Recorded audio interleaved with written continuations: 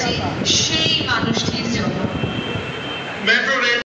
স্মরণ করছি এবং শ্রদ্ধা জানাচ্ছি, এবং শুধু তাই নয়, যে যারা যারা আরও ছিলেন, এই যে হেমন্ত মুখোপাধ্যায় বললাম, যে কিশোর কুমার, আমার তো খুব ইচ্ছা আছে যে যদি সময় সুযোগ পাই উত্তম দাকে বলবো, উত্তম সাহা, উনি খুব একজন সোশ্যাল ওয়ার্কার, প্রকৃত সামাজিক, যে ওনাকে বলবো যে অন্তত কিশোর কুমারের নামে যদি একটা মেট্রো করা হয়, একটা আমাদের ঠিক যেখানে মেট্রো ক্যাশ অ্যান্ড ক্যারি ওখানে একটি স্টেশন আছে, কিন্তু বা যেখানেই হোক ওনার মাধ্যমে উনি যদি একটু পৌঁছে দিতে পারে যে বাঙালির আরেকজন শ্রেষ্ঠ, শুধু বাংলার না সারা ভারতবর্ষে।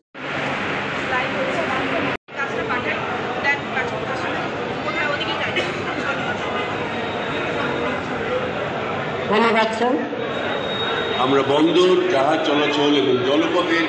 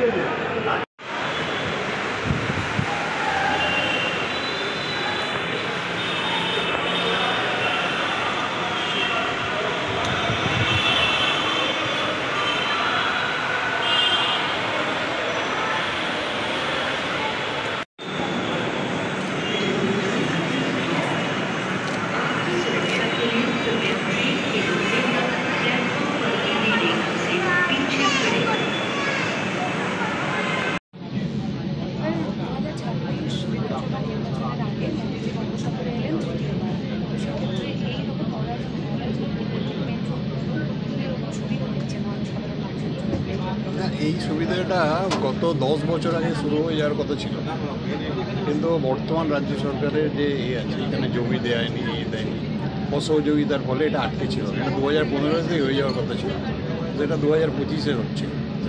তো এর ফলে সমস্ত মানুষ উপকৃত হবে। 3টে রাস্তা হলো, 3টে ইস্ট ওয়েস্ট মেট্রোটা কমপ্লিট হয়ে গেল, যেটা সল্টলেক আইটি থেকে একদম হাওড়া পর্যন্ত যাবে।